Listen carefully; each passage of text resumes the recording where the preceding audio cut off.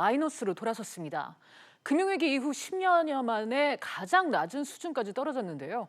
투자와 수출, 수입 모두 총체적인 부진의 늪에 빠지면서 성장률의 발목을 잡았습니다. 김한진 기자가 보도합니다. 올해 1분기 실질 국내 총생산은 직전 분기보다 0.3% 줄었습니다. 글로벌 금융위기가 닥쳤던 지난 2008년 4분기 마이너스 3.3%를 기록한 이후 10여 년 만에 가장 낮은 수준입니다. 성장률이 다시 마이너스로 돌아선 것 역시 지난 2017년 4분기 이후 5분기 만입니다. 투자와 수출이 동반 부진에 빠진 것이 발목을 잡았습니다. 수출 견인차였던 반도체 경기가 움츠러들면서 설비 투자는 IMF 외환위기 이후 21년 만에 가장 낮은 수준으로 떨어졌습니다. 반도체 장비 쪽에서 하는 투자, 그러니까 기계를 투자는 계속 기저적으로 좋지 않은 상태를 지속해 왔죠. 환경 관련 규제 이런 것 때문에 수입차가 들어올 게 약간 못 들어온 부분, 그런 부분에서 운송 장비에 대한 투자가 약간 안 되고.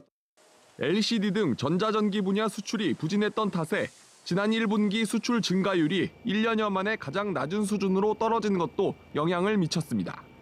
한편 한국은행은 지난해 4분기 정부 재정 지출이 집중됐던 탓에 올해 들어 기저효과가 나타나면서 역성장의 원인이 됐다고 설명했습니다. SBS CNBC 김한진입니다.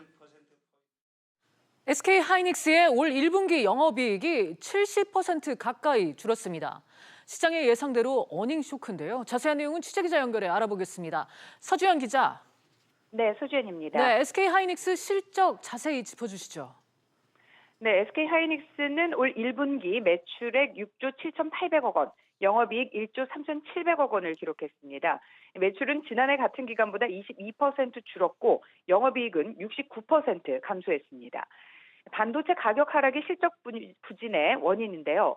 D램의 평균 판매 가격은 27% 떨어졌고 낸드 플래시는 32% 하락했습니다. 네, 문제는 앞으로가 될 텐데요. 향후 SK하이닉스 실적은 어떻게 전망되고 있습니까? 네, SK하이닉스는 2분기부터 D램과 낸드 플래시의 수요 회복을 전망한다고 밝혔습니다. 이에 따라 올해 출하량을 10에서 20% 늘리겠다고 밝혔는데요. 하지만 원가 경쟁력이 낮은 낸드 플래시 초기 제품 생산은 중단하기로 했습니다. 아무래도 고부가 가치 상품에 집중하겠다는 전략으로 해석이 됩니다. 하지만 하반기 반도체 수요에 대해서는 전망이 엇갈리고 있어서 결과는 좀 더 지켜봐야 할 것으로 보입니다. 그렇군요. 한편 기아 자동차는 예상보다 실적이 좋게 나왔네요. 네, 그렇습니다. 기아차 1분기 매출액은 12조 4,400억 원으로 지난해 같은 기간보다 0.9% 떨어졌지만 영업이익은 5,900억 원으로 94% 급증했는데요. SUV를 중심으로 한 판매 단가 상승과 북미 수익성 개선, 그리고 통상임금 소송 합의에 따른 충당금 환입 등으로 영업이익이 급증했다고 설명했습니다. 지금까지 SBS CNBC 서주현입니다.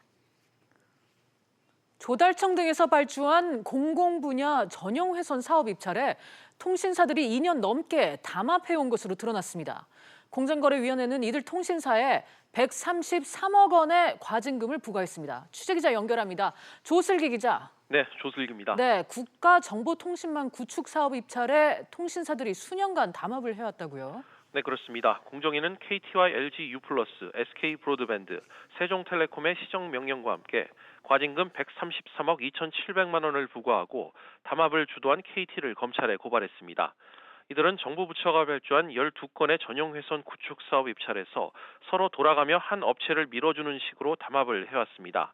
행정안전부 국가정보통신망과 기상청 국가기상 슈퍼컴퓨터 전용 회선, 또 우정사업본부 사업기반망 등이 통신사들이 담합한 대표 사업들입니다. 사업 입찰이 진행되면 사전에 낙찰 예정자와 들러리 업체, 또 불참업체를 각각 정하고 한 업체만 낙찰받도록 도와준 건데요. 낙찰받은 업체는 나머지 업체들과 회선을 임차하는 계약을 맺고 회선의 실제 사용 여부와 관계없이 합의금 명목으로 전용 회선 이용료를 지급해왔습니다. 네, 조 기자, 이 담합을 주도한 혐의로 KT는 검찰에 지금 고발이 돼 있잖아요. 네. 이렇게 되면 K뱅크 대주주로 올라서려던 KT의 계획도 무산되는 거 아닌가요? 네, 공정위가 KT를 공정거래법 위반 혐의로 검찰에 고발하면서 계획이 물 건너갈 가능성이 커졌습니다. KT는 지난달 K뱅크 지분을 최대 34%까지 늘리기 위해 한도 초과 보유 승인 신청서를 금융위원회에 제출했는데요. 금융위는 지난 17일부터 공정위 조사를 이유로 심사를 중단했고 KT가 검찰에 고발되면서 수사 결과가 재판 결과가 나올 때까지 K뱅크 대주주 적격성 심사를 계속 중단하겠다는 입장을 밝혔습니다. 만약 KT가 벌금형 이상을 받을 경우 5년간 한도 초과 보유주주가 될 수 없기 때문에 대주주 승인도 무산될 수 있습니다. 지금까지 SBS CNBC 조슬기입니다. 박영선 중소벤처기업부 장관이 취임 후 처음으로 중소기업 대표들과 만났습니다. 박 장관은 최저임금 차등화 이슈와 탄력 근로제 등 주요 현안에 대해서 입장을 밝혔는데요. 자세한 내용은 취재기자 연결합니다. 정광윤 기자. 네, 정광윤입니다. 네, 오늘 간담회 주요 내용부터 전해주시죠. 오늘 간담회는 오전 10시 반부터 오후 1시까지 150분간 진행됐는데요. 정부 정책에 대한 중소기업계의 불만과 요구사항들이 쏟아졌습니다. 먼저 최저임금의 업종별 규모별 구분 적용 요구에 대해 박 장관은 시간이 걸릴 것 같고 가능성이 크지 않다면서 안 되는 건 안 된다고 말씀드리는 게 낫다고 말했습니다. 사실상 불가방침을 밝힌 겁니다. 중소기업 대표들은 또 탄력근로제 단위 기간을 1년으로 확대해야 하는데 중기부의 역할이 필요하다고 요청했는데요. 이와 관련해 박 장관은 현재 기업들을 대상으로 실태조사가 진행 중이며 결과가 나오는 6월쯤 입장을 밝히겠다고 말했습니다. 네, 정 기자, 중소기업 지원 정책과 관련해서는 어떤 얘기가 오갔습니까? 박영선 장관은 무엇보다 대기업과 중소기업이 상하관계에 있다는 인식부터 바꿔야 한다고 강조했는데요. 기술 탈취 등 중소기업들이 억울한 일을 당했을 때 이를 해결해줄 불공정개선위원회가 다음 달 설치될 것이라고 밝혔습니다. 박 장관은 또 스마트 공장의 확산도 궁극적으로 중소기업의 경쟁력을 강화시킬 최우선 과제라고 말했는데요. 이를 위해 중기부 내에 스마트 공장 담당 본부를 새로 만들고 스타트업을 위한 금융대출 제도도 확대해 나가겠다고 밝혔습니다. 박 장관은 앞으로 중소기업 관계자들과의 간담회를 정례화하겠다고 약속했습니다. 지금까지 SBS CNBC 정광윤입니다. 자신에게 꼭 맞는 옷을 주문 제작해서 그 옷을 받는데 단 24시간만 걸린다면 어떨까요? 정부가 동대문 상권을 살리기 위해서 도입한 ICT 첨단 의류 매장이 문을 열었습니다. 현장에 나가 있는 취재기자 연결하겠습니다. 오정인 기자. 네, 오정인입니다. 네, 지금 있는 곳이 일반 매장과 어떻게 다른가요? 네, 이곳은 겉으로 보기엔 일반 매장처럼 보입니다. 하지만 소비자가 직접 맞춤형 의류를 디자인하고 주문부터 제작까지 할 수 있습니다. 일주일 넘게 걸리는 맞춤복을 이곳에서는 단 하루 만에 나만의 옷으로 받아볼 수 있습니다. 네, 오 기자, 어떻게 하루 만에 주문부터 제작까지 가능한 건가요? 네, 정보통신기술 ICT 덕분입니다. 5단계를 천천히 짚어보겠습니다. 먼저 매장에서 자신이 원하는 원단을 골라 디자인을 선택합니다. 자신의 신체 사이즈와 동일한 아바타를 통해 가상으로 옷을 입어볼 수 있습니다. 단 한 번의 클릭만으로 주문을 하면 곧바로 동대문 시장 인근 봉제공장으로 접수가 들어갑니다. 봉제공장이 카카오톡 등 메신저로 주문 내역을 확인하고 제작한 후 완성품은 다시 상설 매장으로 가는데요. 소비자는 주문을 시작한 지 24시간 안에 매장에서 혹은 택배 서비스를 통해 수령이 가능합니다. 네, 그러니까 대표적인 의류 재래시장에 최첨단 공정이 도입되는 거군요. 네, 그렇습니다. 동대문 상권과 인근 봉제 공장들은 빠른 회전으로 내수는 물론 수출도 늘어날 것으로 기대하고 있습니다. 직접 들어보겠습니다. 기술 24시로 인해서 전에 했던 그 시스템보다 기동성 면에서 상당히 크다고 생각이 듭니다. 소비자된 입장에서도 상당히 빠르게 변화가 올 거라고 생각이 듭니다. 산업통상자원부는 봉제공장 데이터를 구축해 오는 2022년부터 5G 스마트 공장에 활용할 계획입니다. SBS CNBC 오정인입니다. 올해 초 지주사로 전환한 우리금융이 올해 1분기 5,700억 원에 달하는 깜짝 실적을 거뒀습니다. 우리금융에 따르면 1분기 당기순이익은 5,686억 원으로 시장 평균 전망치를 300억 원가량 웃돌았습니다. 핵심 수익성 지표인 순이자 마진은 1.78%, 이자 이익은 1조 4,546억 원을 기록했습니다.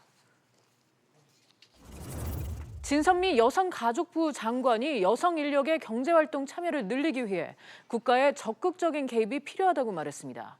진선미 장관은 대한상공회의소 초청 조찬 간담회에서 여성 임원 비율 7년째 OECD 꼴찌라며 법으로 임원 비율을 높인 일본과 같이 국가의 개입이 필요하다고 밝혔습니다. 아시아나항공 매각을 추진 중인 금호산업이 매각 주관사로 크레딧 스위스 증권을 선정했습니다. 양측은 계약 체결 후 매각 절차를 본격화할 예정입니다.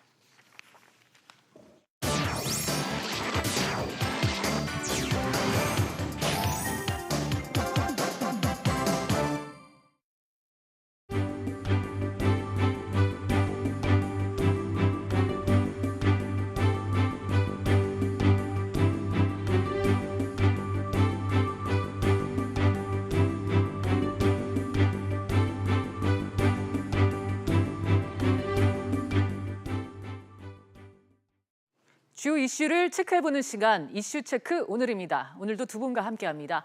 김대종 세종대 경영학부 교수 그리고 유재원 변호사 모셨습니다. 어서 오세요. 안녕하십니까. 네, 그럼 첫 번째 이슈부터 보겠습니다. 반도체 슈퍼호황 끝났다. SK하이닉스가 반도체 호황 종료의 직격탄을 맞았습니다. 1분기 어닝 쇼크를 피하지 못했는데요. 관련해서 자세히 알아보도록 하겠습니다. 먼저 교수님, SK하이닉스의 어닝 쇼크 말 그대로 충격이었어요. 예, 저도 많이 놀랐습니다. 네.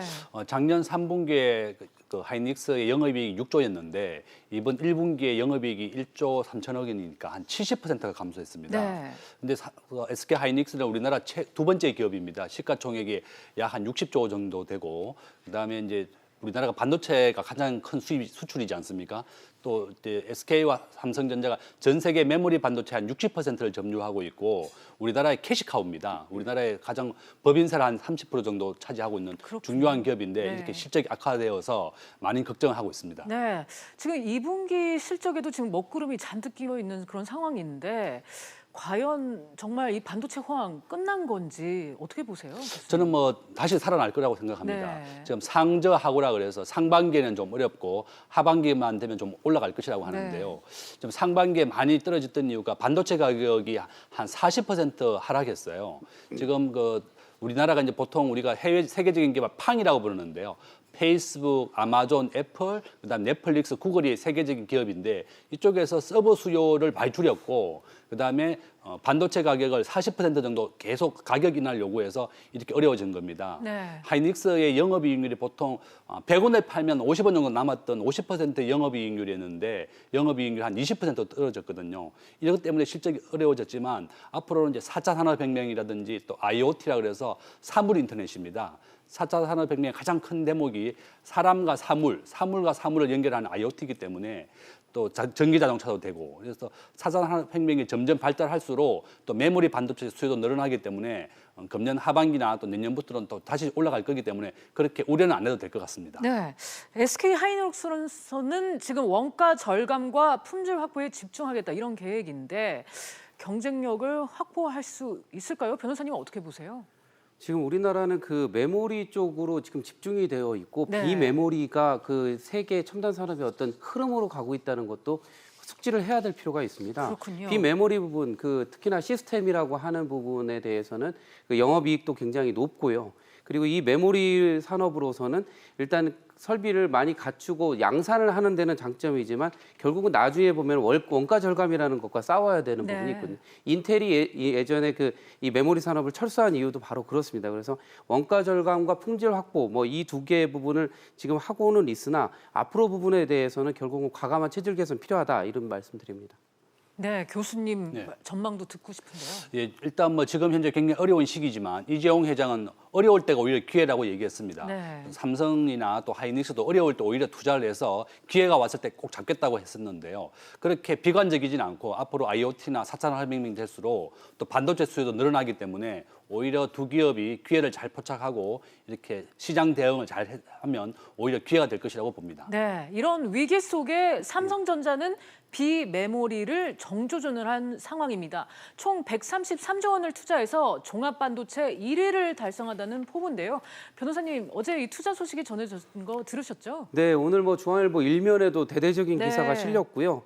이미 뭐 퍼스트 무버로 스마트폰에서는 이미 뭐 앞서가고 있는 상황이고 뭐 다수의 그 지금 추격자들을 갖고 있는 상황 아닙니까? 이 비메모리 산업 부분은 확실히 그 경쟁력이 앞으로 있을 것으로 예상되고 상당한 그 초 하이엔드 산업으로 각광을 받을 것 같습니다. 특히 삼성이 이번에 밝힌 부분에서는 그 133조 원 투자하는 부분 그 내용을 보면은 반도체 비전 2030이라고 하는 계획에서 전문 인력을 15,000명 확보하고 R&D에 73조 원, 생산 쪽에 60조 원 이상을 한다는 부분인데 원래 삼성도 예전에는 286, 386 컴퓨터 시대에는 CPU도 만들던 회사였습니다. 그렇기 때문에 이번에는 과감하게 어떤 방향 전환을 잘 하고 있다 이렇게 봅니다. 네. 그런데 김 교수님, 이번에 네. 삼성전자가 연세대에 채용 조건형 계약학과를 신설한다 이런 얘기가 전해지더라고요. 무슨 얘기인가요? 예, 계약학과라고 하는 게 뭐 다른 대학도 좀 있는데요. 네. 이게 이제 미리 대학에서 기업에서 원하는 인재를 만들어내는 겁니다. 뭐 저희 세종대학도 뭐 군사학과가 이제 계약학과인데요. 네. 졸업하게 되면 전원 8년 정도 항공 조종사나 이제 배 조종사로 근무하게 되는 건데요.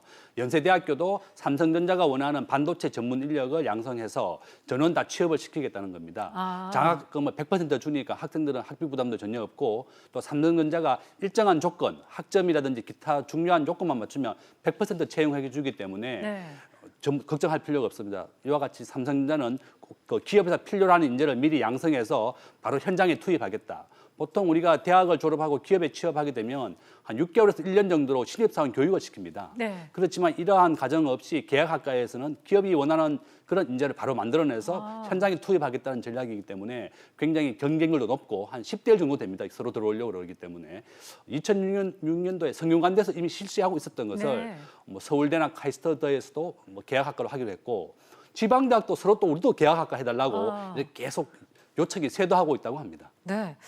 변호사님, 이런 학과가 생긴다면은 정말 경쟁률도 상당히 높을 것 같은데 이렇게 특별한 절차 없이 삼성전자에 입사할 수 있다 이런 얘기잖아요.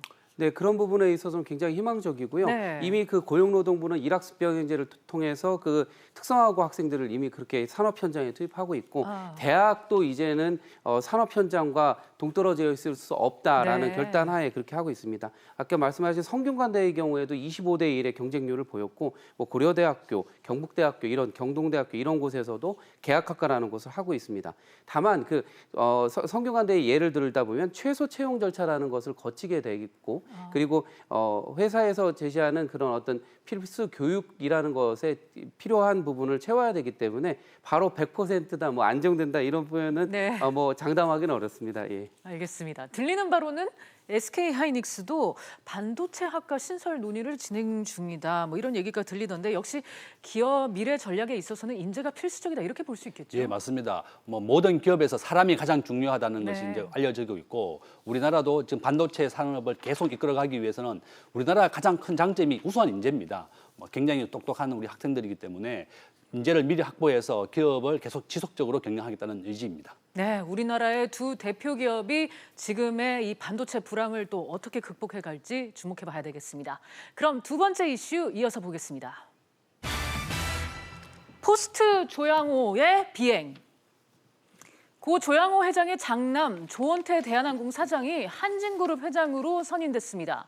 한진그룹으로서는 본격적으로 3세 경영 시대가 열린 건데 앞으로 어떤 리더십과 역량을 보여줄지 또 꼬일 대로 꼬인 경영 문제는 어떻게 풀어나갈지 관심이 집중되고 있습니다. 한진그룹의 미래 어떻게 바뀔까요? 영상부터 보고 오겠습니다. 가족들끼리 잘 협력해서 사이좋게 이끌어 나가라고 말씀하셨습니다.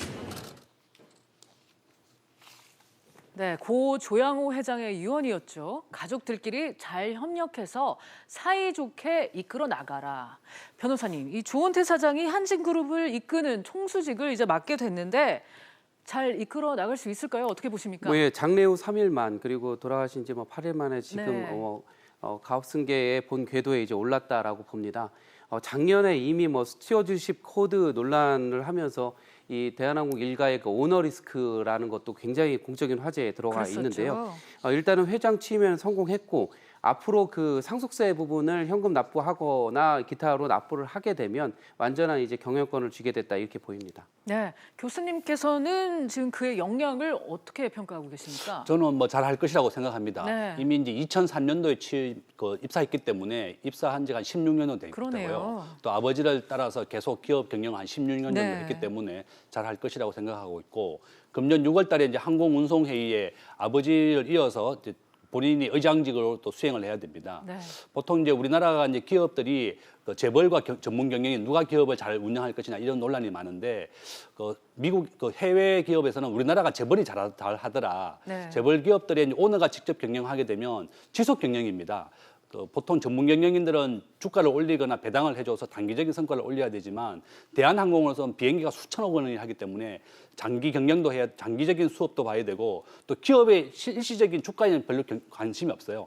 장기 지속성이 더 중요하기 때문에 그래서 우리나라 과거의 재벌들이 한 업종 뭐 기아 자동차 같은 게 망했지 않습니까? 자동차만 하다가 그래서 오히려 오너 경영이 더 낫더라. 네. 또 문어발 경영 여러 가지 기업을 경영하면서 불황이 왔을 때 헤쳐나가고 있고 그래서 저는 이번에 조원태 회장이 이번에 취임하면서 그 아버지로부터 수업도 잘 받았고 또 오너 경영이기 때문에 오히려 지속 장기적인 경영에서는 더 잘할 것이라고 봅니다. 네, 그런데 교수님 지금 아버지인 고 조양호 회장의 장례가 치러진 지 얼마 안 됐는데 한진그룹으로서는 역시 이 수장 자리를 오랫동안 비워둘 수는 없었다. 뭐 이렇게 볼 수 있겠죠. 예, 맞습니다. 오늘 공식적인 취임 행사도 없이 바로 네. 가족 회의를 했다고 합니다. 아. 지금 이제 상속세를 한 2천억 원 정도 내야 되는데 지금 자녀 3명이 똑같이 2.3% 지분을 네. 가지고 있어요. 그래서 지금 현재 두 동생과 누나는 지금 아무런 직급도 없거든요. 그렇죠. 조원태 회장 혼자만 사내이사로 있었기 때문에 본인 혼자 취임식을 했고 미리 사전에 많이 얘기를 못한 것 같아요. 너무 급하게 취업하다 보니까. 그래서 아마 가족회의를 하면서 어떻게 이번에 상속세와 기업을 잘 이끌어갈 것인지에 대해서 가족 간의 회의를 했다고 알려지고 있고 저는 이러한 한진칼 지분을 팔게 되면 경영권이 흔들리기 때문에 한진칼 지분 17%는 그대로 유지하면서 부동산을 매각한다고 그러더라고요. 뭐 대구에 있는 동대구 터미널이라든지 부동산 매각을 해서 상속세 2천억 원 정도를 마련해서 지속적으로 경영을 해 나가겠다. 이렇게 누나와 동생의 양해를 구해서 협조가 또 필요합니다. 똑같이 지분 2.3%이기 때문에 그래서 지금 잘 지켜보겠습니다. 네, 지금 이제 가족회의를 열어서 아마 지분과 관련된 논의를 했을 것이다 이렇게 말씀을 해주셨는데 변호사님 지금 KCGI가 취임일에 한진칼의 주식 현황을 공개를 했는데 이 몸집을 불리는 속도가 무서워요. 네, 10% 얘기 나왔고 12.8%, 네. 오늘 공개한 거는 14.98%까지 올라갔고 조양호 회장이 남긴 그 주식이 17.84%입니다. 아마도 사회적인 주목과 이목을 또 끌기 위해서는 또 앞으로 이 부분에 대한 어떤 행동이라고 하는 그 모토로 출발을 했기 때문에 상당 부분 더 높이 할 것으로 생각됩니다. 네, 현재 지금, 주식 일가분들이 가지고 계신 26.93%를 하고 있는데 이 부분까지는 뭐 이르지 못하지 않을까라는 예상도 하지만 상당 부분 위협이 될 것 같습니다. 네, 변호사님 지금 상속세 문제가 해결되지 않은 상황인데 어떤 식으로 해결을 할까요? 예, 세법상 세금은 일단은 뭐 현금 납부 부분이 맞고요. 다만 뭐 불가피한 경우 연부 연납 나눠서 내거나 하는 물납 어떤 주식으로 내거나 뭐 기타 부동산으로 내는 경우가 있는데 아마 부동산을 매각하는 아까 말씀도 하셨지만 주식으로 낸다는 건 굉장히 위험성이 있는 것 같고요. 아마 다른 방식으로 현금을 확보한 다음에 낼 것으로 생각을 하고 상속세 해결이 가장 시급한 문제인 건 맞습니다. 네, 교수님 이런 불확실성 때문에 이 조원태 사장의 회장 취임에 대해서 우려 섞인 시각도 있긴 있었잖아요. 예, 많은 사람들이 너무 30세에 네. 이제 들어와서 지금 44세입니다. 굉장히 이런 좀 젊은 나이고 또 그렇게 우려가 있지만 저는 보통 오너가 경영하는 것이 기업들이 이제 장기적인 발전에 대해서는 굉장히 더 유리할 것이고 미국에서도 전문 경영인들은 매년 그 주가를 올리고 배당을 해줘야 되기 때문에 단기적인 성과밖에 못 내립니다. 그렇지만 이와 같은 기업 재벌 같은 경우는 지속 경영이 제일 중요합니다. 연구 개발이라든지 또 비행기를 또 한 30년 장기로 사오기 때문에 중요한 의사결정을 회장이 해줘야 됩니다. 그래서 오늘 경영을 직접 맡게 되었는데 좋은 회장이 이런 위기를 잘 극복하고 또 6월 달에 주요한 회의의 의장직을 잘 수행하는 것을 보면 어떻게 잘 판단할 것이라고 저는 봅니다. 네. 새로운 수장과 함께 다시 날아오르긴 대한항공과 한진칼, 앞으로 그 길이 순탄할지 지켜보도록 하겠습니다. 그럼 오늘의 마지막 이슈 보겠습니다. LG, 한국산 스마트폰 스톱. LG전자가 스마트폰 생산 거점을 올해 안에 해외로 옮길 것으로 전망됩니다. 스마트폰 사업이 계속 적자인데 이런 상황을 극복하기 위한 조치로도 지금 보이는데요. 변호사님, LG전자가 스마트폰 사업에 아무래도 힘이 붙인 모양이에요. 그 2000년대 중반에는 굉장히 피처폰에 거의 그 그랬었죠. 정점을 찍었던 초콜릿폰이라든가 초콜릿폰, 이런 네. 것들 이 기억에 나실 분들 많을 텐데 최근에 15분기 연속 적자라는 것도 있었고 해외에 있는 지금 사업체분 거기에는 일단 어떤 수익이나 이런 부분이 예상됨에 반면 우리나라에서는 더 이상 유지하기가 어렵다 이런 결정을 한 것 같습니다. 네, 그래서 결국 꺼내든 카드가 해외 공장 이전인데 교수님 구체적으로 어떻게 하겠다는 건가요? 저는 이제 그 베트남에 한 2번 정도 가봤습니다. 아, 매년 네. 겨울에 베트남에 가고 있는데요. 지금 현재 삼성전자도 세계에서 핸드폰을 가장 많이 생산하는 게 베트남입니다. 보통 인구가 1억이 넘고 그 전체 평균 연령이 30대예요. 그래서 굉장히 그 인력을 채용하기 좋다는 거죠. 보통 이제 베트남의 이제 직원들에게 물어보니까 한 달 급여가 20만 원입니다. 한 달 급여가 우리나라의 한 10분의 1 정도밖에 안 되고 또 LG전자는 가전제품에서 굉장히 세거든요.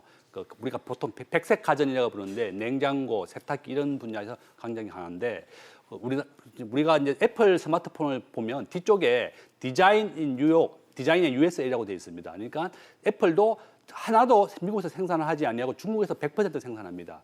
그래서 설계와라든지 디자인 중요한 부분은 한국의 본사에서 하고 생산은 전부 다 베트남에서 하겠다는 거죠. 이와 같이 전혀 뭐 국민들은 우려할 필요가 없이 오히려 LG전자가 글로벌 경쟁력이 올라갈 것이라고 해서 주가가 4%는 많이 올랐어요. 네. 이와 같이 오히려 한국에서 생산을 줄이고 베트남에서 핸드폰 생산을 전적으로 하겠다.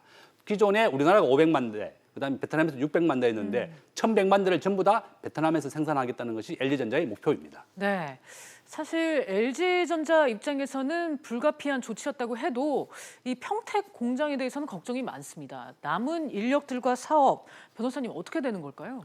예, 전 세계 시장, 그러니까 LG전자의 스마트폰 중에서 15%를 담당하는 것이 평택 공장이었는데 네. 지금 상당한 그 근로자 인력이 있고 이미 이 희망퇴직을 시작한 시점입니다. 그래서 그렇군요.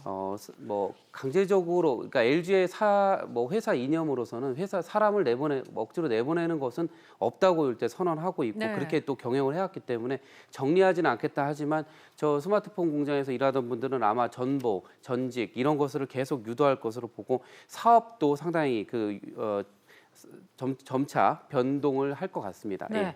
교수님, 이번 LG전자의 결정이 앞으로 스마트폰 사업에 어떤 변화를 불러올지도 관심인데 어떻게 전망되고 있나요? 저는 뭐 LG전자 잘 헤쳐나갈 것이라고 생각합니다. 네. 지금 매출이 과거 10조 원에서 7조 원으로 한 30% 줄었는데요. 스마트폰은 융복합 산업입니다. LG의 화학은 배터리를 만들고 LG 네. 디스플레이는 화면을 만들기 때문에 스마트폰이 잘 팔려야지 LG 관련 대여사가 다 좋아지거든요. 그러니까 일단 세계 3위의 LG전자가 휴대폰 사업에서 지금 한 7, 8위 많이 내려왔거든요. 샤오미, 화웨이 이런 기업에 많이 뒤쳐져 있는데 저는 혁신적인 제품을 만들어내면 일어날 것이라고 보고요. 네. LG전자는 공기청정기 그다음에 세탁기 이런 게 굉장히 잘하거든요. 그렇죠. 그래서 어떠한 산업으로 혁신적인 제품을 만들어낸다 그러면 네. 과거에 노키아가 혁신적인 제품을 못 만들어서 망했거든요. 그래서 이번에 LG전자는 그 휴대폰 사업을 이제 생산을 다 옮기면서 좀 혁신적이고 새로운 제품을 만들어낸다 그러면 위기를 잘 극복할 수 있을 것이라고 봅니다. 네, LG전자가 또 이번 일을 계기로 해가지고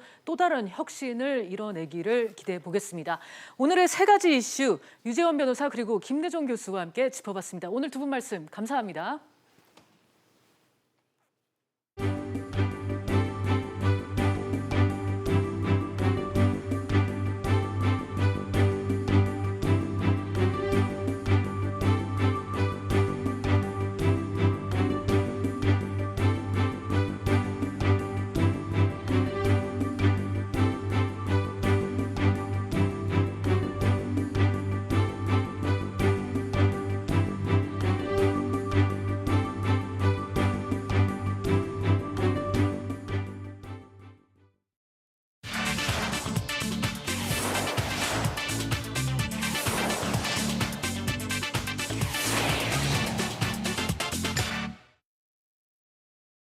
라식 수술, 이제는 보편화돼서 많이들 아시죠? 특히 안경 착용하시는 분들이라면 한 번쯤 고민을 해보셨을 것 같은데요.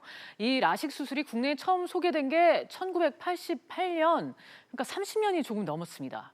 그동안 꾸준히 진화를 거듭하면서 다양한 수술 기법이 등장하고 있지만 안전과 부작용에 대한 걱정은 사그라들지 않고 있는데요. 오늘 이 시간에는 라식 수술에 대한 궁금증 이한나 기자와 풀어보도록 하겠습니다. 이 기자, 먼저 라식이라는 게 있고 라섹이라는 게 있잖아요. 두 개 차이점이 뭔가요? 네, 시력 교정술은 크게 두 가지로 나뉘는데요. 네. 그 각막 교정술과 렌즈 삽입술이 있습니다. 흔히 알려진 라식과 라섹은 레이저를 이용해 각막을 깎는 각막 교정술인데요. 수술 방식에 따라 라섹, 라식, 스마일 라식이 있습니다. 차례대로 1세대, 2세대, 3세대로 발전한 수술 방식인데요. 먼저 지금 보시는 방식이 라섹입니다. 네. 이게 각막 상피, 즉 표면을 제거하고 레이저를 쏴서 시력을 교정한 뒤에 보호막을 씌우는 형태고요. 2세대인 라식은 각막을 뚜껑처럼 살짝 열고 네. 교정이 끝나면 원상태로 덮는다는 차이가 있습니다. 아, 네. 네, 그리고 마지막으로 3세대인 스마일 라식은 각막 절개를 최소화하는 방식인데요. 그만큼 신경 손상이 적다는 장점이 있습니다. 그렇군요. 당연히 이렇게 보면 3세대 수술법이 좋겠네라고 생각하시겠지만 네. 각막 두께에 따라 적합한 방식이 있기 때문에 본인에게 맞는 수술법을 진단받아야 합니다. 네. 그렇다면은 이렇게 수술법도 다른 만큼 가격도 차이가 나겠네요. 네, 우선 알아두셔야 할 것이 건강보험이 적용되지 않고요. 네. 때문에 병원마다 가격도 천차만별입니다. 예를 들어 라식은 50만 원부터 200만 원까지 가격대가 벌어져 있습니다. 비싼 만큼 뭔가 다르겠지라고 생각하실 수 있는데요. 어떤 선택이 바람직한지 의사에게 직접 물어봤습니다. 들어보시죠. 꼭 비싸다고 다 좋은 건 아닙니다. 제일 적합하게 자기 눈에 맞는 그 수술 방법 중에서 수술이라는 것은 한 번 하고 그것을 계속 관리를 하는 것이 더 중요한 거거든요. 거리라든지 시간이라든지 이런 부분들 다 고려해서 하시는 게 비용적인 것뿐만 아니라 더 중요하다고 생각합니다. 네. 이 기자, 이 광고를 보면은 라섹도 종류가 많더라고요. 네, 뭐 마이크로 라식, 뭐 에피 라식, 다빈치 라식, 무통 라섹, M 라섹 뭐 등등 수십여 가지 종류가 있습니다. 그런데 이름만 다를 뿐이지 기본적으로 같은 수술입니다. 그렇군요. 시력 교정술은 앞서 제가 설명드린 것처럼 라식, 라섹, 스마일 라식 이 기본적으로 세 가지고요. 복잡한 이런 수술 이름들은 여기서 파생된 건데요. 레이저 빔의 직경이나 레이저가 조사되는 속도 등에 따라서 이름만 다르게 붙인 겁니다. 네. 사람의 안구 상태가 다르다는 점에 착안해서 여러 가지 방식들이 나온 건데요. 안구도 사람 얼굴처럼 모양과 상태가 다 다릅니다. 각막이 아주 얇은 사람도 있고 두꺼운 사람도 있고 심지어 울퉁불퉁한 경우도 있는데요. 그래서 맞춤형 시술 방식이 나오게 됐고 이름도 다르게 부르는 겁니다. 특히 병원 간 경쟁이 치열해지면서 그 수술로 넣는 안약 이름을 붙인 경우도 있고 수술 장비를 만든 기업 이름을 붙인 경우까지 정말 다양합니다. 네. 이게 마치 새로운 수술법인 것처럼 홍보하는데 큰 차이는 없습니다. 그렇군요. 한때 안과 의사들은 라식 수술을 안 한다 이런 말이 나올 만큼 부작용에 대한 걱정이 컸는데 어떤 예기치 못한 결과가 있을 수는 있나요? 우선 부작용이 없는 수술은 없습니다. 아. 특히 시력 교정술은 모두 레이저를 이용하기 때문에 각막 손상이 필연적으로 발생할 수밖에 없는데요. 일반적으로 알려진 부작용으로는 안구 건조증이나 빛 번짐 현상 등이 있습니다. 하지만 이 수술 후 관리를 잘하면 부작용을 최소화할 수 있다는데요. 직접 시력 교정술을 받은 안과 의사를 만나봤습니다.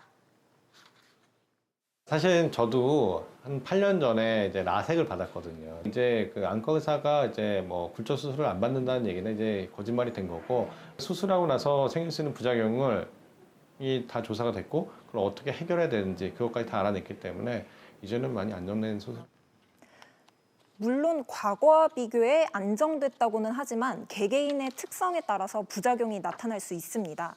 결국 수술을 결정하시기 전에 신중한 판단을 해야 하고 이미 수술을 받으셨다면 주기적으로 안과 검사를 받으시는 게 좋습니다. 알겠습니다. 오늘은 이한나 기자와 함께 라식 수술과 관련해서 자세하게 알아봤습니다. 이 기자 수고했습니다. 계속해서 경제 집중 토론 리얼 토크로 이어가겠습니다. 1사분기 GDP는 직전 분기 대비로는 마이너스 0.3%로 2017년 4사분기 이후 5분기 만에 마이너스 성장률을 기록하게 되었습니다.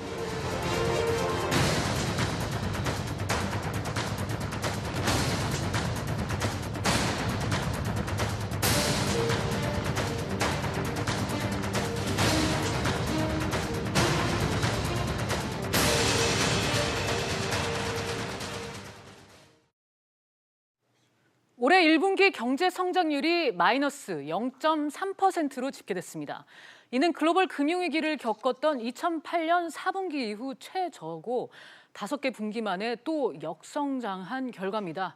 여기저기서 걱정이 많다는 얘기가 많은데요. 현 상황을 어떻게 봐야 할지 두 분의 전문가와 함께 진단해 보도록 하겠습니다.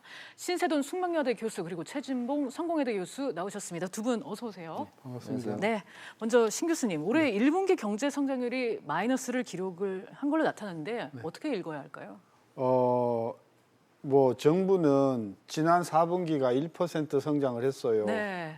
그래서 기저 효과다. 그렇게 얘기를 하더라고요. 근데 네. 우리 문재인 정부 들어오고 나서도 2017년도 1분기도 1% 성장하고는 그 다음에는 0.6으로밖에 안 떨어졌거든요. 네. 그러니까 0.3%가 마이너스였다는 것은 굉장히 충격적인 거예요. 그리고 그 내용을 들여다보면은 좀 심한 말로 네. 성한 구석이 한 군데도 없어요.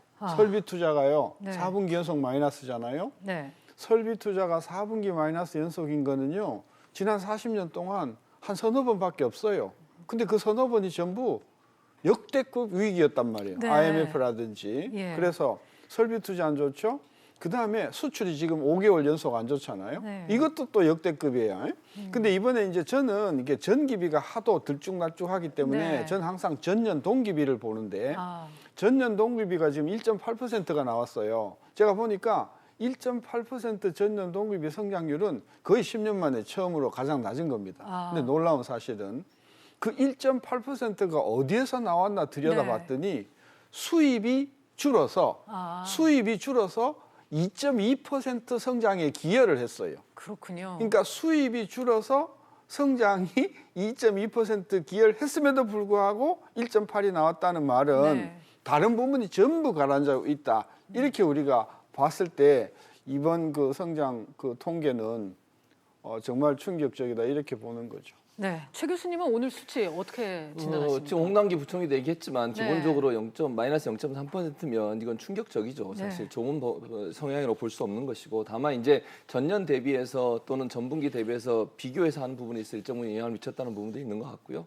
어쨌든 이제 경제부처나 아니면 경제를 담당하고 있는 부처의 장관들이 좀 더 정신을 차리고 잘해서 회복할 수 있도록 기회를 만들어야 한다는 생각이 듭니다. 전체적으로 이제 설비 투자가 가장 많이 빠진 부분이 있잖아요. 그 부분이 아마 반도체 산업이 이제 호황기를 좀 벗어나서 침체기로 들어서면서 반도체 산업 관련된 새로운 설비 투자를 좀 안 하고 있는 것 같아요. 그러다 보니까 아마 영향을 미친 것 같고 SOC 산업 같은 경우에도 지금 예산이 1분기에 집행이 되기보다는 좀 시간이 걸리는 거니까 2분기 들어 집행이 되면 약간 변화가 있을 수 있으니까 그분들을 어떻게 잘 집행할지를 좀 고민해야 된다는 생각이 듭니다. 네, 앞서 신 교수님 성한 구석이 하나도 없다.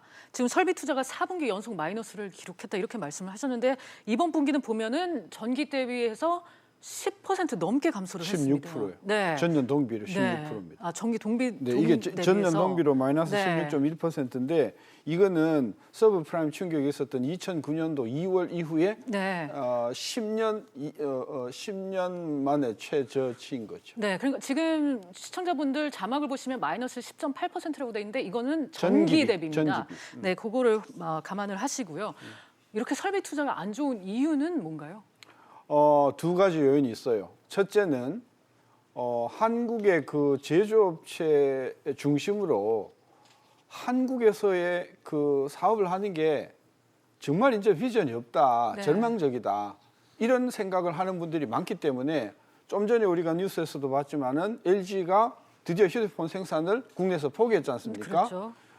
그래서 점점 국내 설비 투자의 그 어떤 미래가 안 보인다는 그게 하나가 있고 요 부분은 사실 꽤 오래된 현상이에요. 2010년 정도로 거슬러 올라가거든요. 이제 그런 부분이 하나 있고 또 하나는 이제 이 정부가 들어와서 그나마 그래도 어려운 상황에서 정부가 좀 이렇게 투자를 북돋아주는 정책을 했으면 좋은데 기업을 상당히 옥죄는 그런 여러 가지 뭐 임금 정책이라든지 또 노동 환경 정책이라든지 이런 쪽으로 너무 경영 환경을 어렵게 만드는 이런 쪽이 있다 보니까 기업들이 국내 설비 투자는 줄이고 해외 설비 투자는 늘리는 그래서 작년에 설비 투자 해외 설비 투자 증가율이 거의 지난해에 비해서 100% 올랐거든요.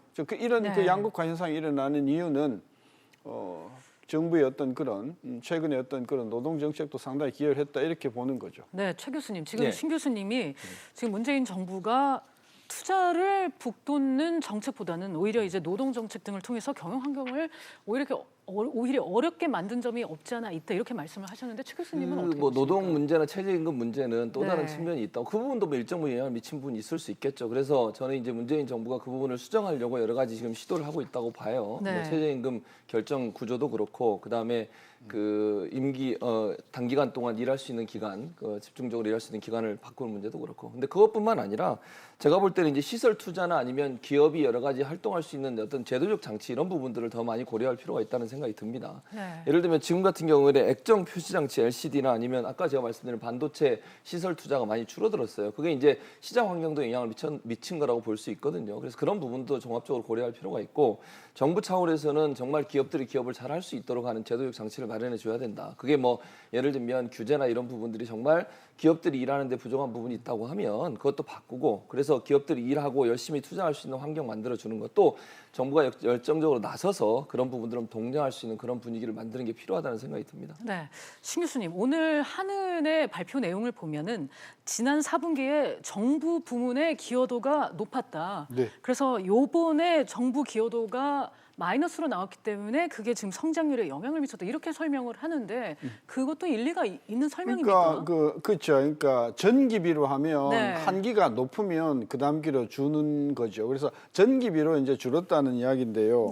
전년 동기비 하면 그런 효과들 그런 우려가 없지 않습니까? 보니까 1.8% 성장했는데 민간 부분에서 1.1, 정부 부분에서 0.8. 그러면 정부 부분이 민간 부분에 비해서 얼마나 작아요. 얼마나 작습니까? 그럼에도 불구하고 0.8 그리고 민간이 1.1 정부의 부분이 굉장히 큰 거죠 아직까지는.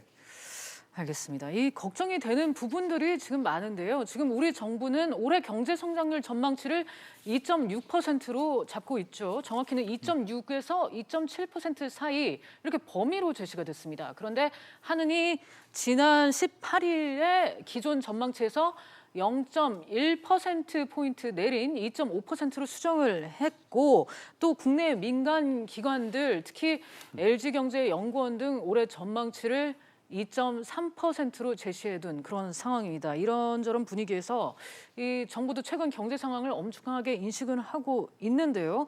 먼저 홍남기 부총리의 주재로 오늘 긴급 관계장관 회의가 열렸는데 잠깐 영상 보고 다시 돌아오겠습니다. 1분기 GDP 지표를 볼 때 당초 예상보다 대내외 여건이 더 악화되고 하방 리스크도 확대되고 있어 조금이라도 긴장감을 줄 수 없는 어려운 상황입니다. 정부는 엄중한 상황 인식을 바탕으로 가용한 모든 정책 수단을 동원하여 적시에 대응함으로써 당초에 지시했던 성장 목표가 달성될 수 있도록 총력을 기울여 나가도록 하겠습니다. 최 교수님, 저는 사실 오늘 수치를 보고 또 궁금했던 게 뭐였냐면요.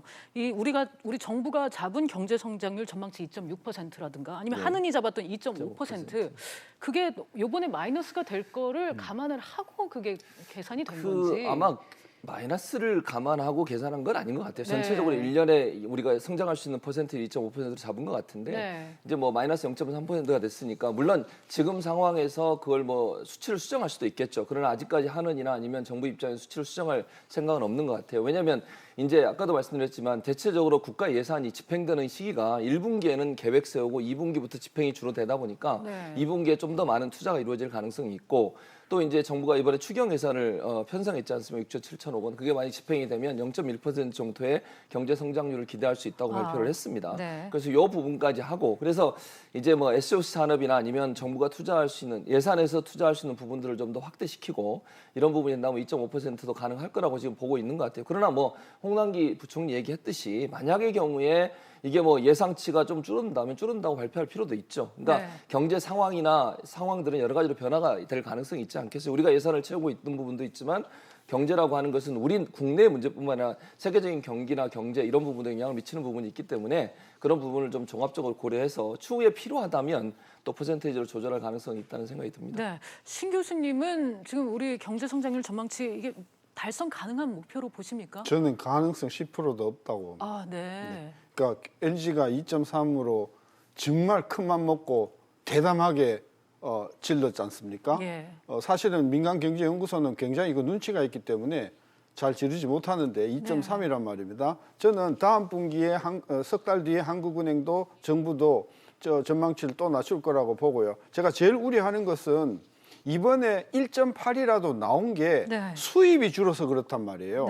수입이 줄었다는 말은 뭐냐 하면 곰이 월동을 대비해서 몸을 줄인다는 이야기예요. 그래서 만약에 우리가 정상적으로 수입을 했다고 하면 이번 성장률은요 1%가 안 나왔을 겁니다. 저는 그래서 이 부분에 지금 기업들이나 경제 주체들이 앞으로 3개월, 6개월 뒤를 얼마나 지금 어둡게 보고 있느냐라고 하는 것을 잘 나타내 주는 것이 제가 보니까요.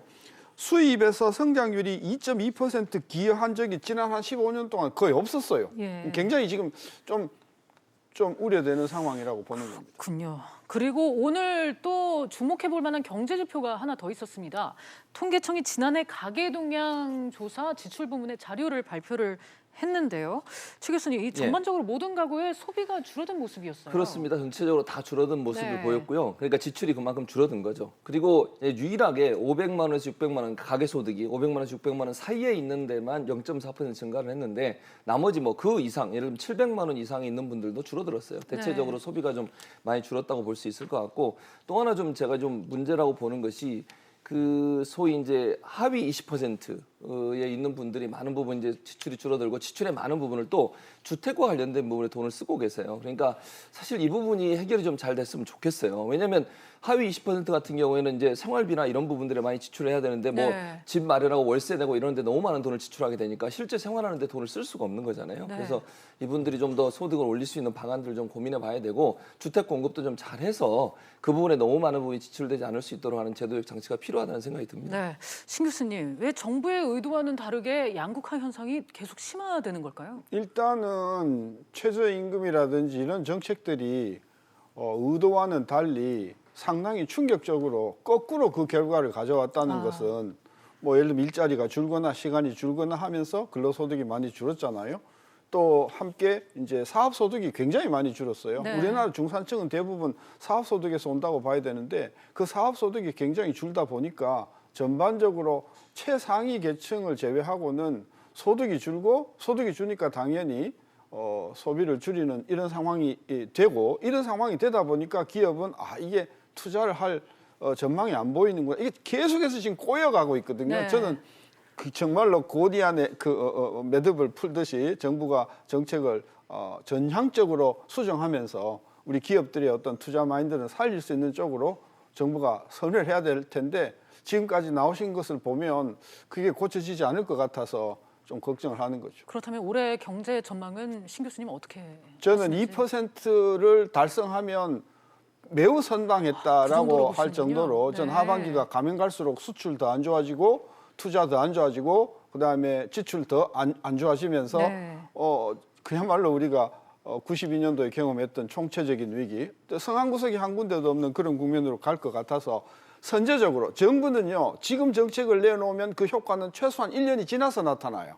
그래서 지금 내놔도 성과는 내년 중반 이후에나 나타날 거기 때문에 좀 경각심을 가지고 선제적으로 경기를 근본적으로 방향을 트는 그런 획기적인 대책을 기대해 봅니다. 네, 최 교수님은 어떻게 보시는지요? 뭐 저는 20% 25% 사이가 될 것 같은데 네. 그 퍼센테이지는 약간의 변동이 있을 것 같아요. 그리고 아까도 말씀드렸지만 지금 뭐 우리가 예측할 수 있는 부분들은 현재 우리가 갖고 있는 예산이나 이런 걸로만 예측할 수 있지만 시장 환경이나 이런 국제사회 환경이 어떻게 바뀔지 모르기 때문에 영향을 받을 걸로 보여지고요.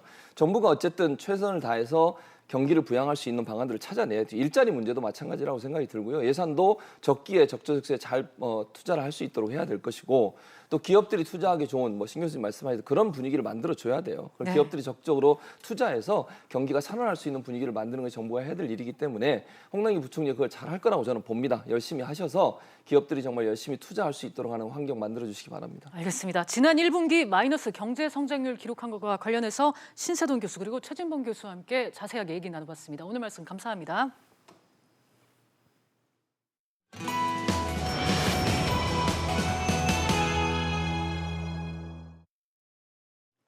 비즈플러스 오늘은 여기까지입니다. 다음 뉴스는 7시 뉴스 프리즘으로 이어집니다.